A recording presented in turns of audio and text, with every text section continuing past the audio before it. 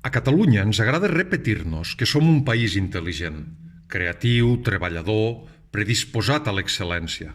El país, històricament i en l'actualitat, ha donat gent amb empenta, amb idees, amb voluntat i amb plans de futur. Allò que coneixem com talent. Aquesta voluntat d'excel·lència, combinada amb el talent, dona resultats. Els podem veure, per exemple, en projectes com el del superordinador Mare Magnum, l'organització del Mobile World Congress o en l'arribada del cable submarí de fibra òptica. Projectes com aquests exerceixen de pol d'atracció d'empreses digitals d'àmbit mundial i, sense cap dubte, generaran sinergies positives amb el teixit productiu i d'investigació de tot el país. El futur és reinventar-nos, és l'economia del coneixement. Ara bé, no podem obviar que, malgrat l'èxit d'aquests projectes, fruits d'una tenacitat i persistència encomiables, tenim un estat en contra.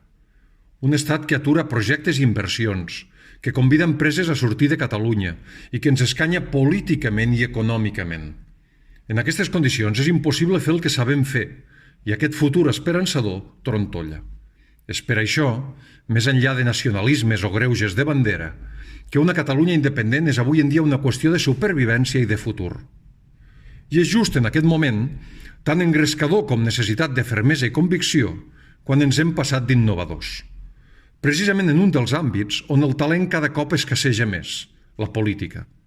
Que determinats partits que diuen voler dirigir aquest procés creguin ara que la solució a tot és l'independentisme autonòmic, si em permeteu aquesta expressió del tot contradictòria, és passar-se de frenada. Perquè portar-se bé no disminuirà la repressió. Perquè aprovar pressupostos a Madrid, a canvi de 4 molles, és fer autonomisme de crancs, marxa enrere. Perquè pactar amb partits que no volen la independència és anar fent, anar passant, anar cobrant. Perquè ser independentista, però voler ser-ho per sempre, no és ser independentista. Perquè en això de la independència no cal innovar, cal actuar, cal fer-la.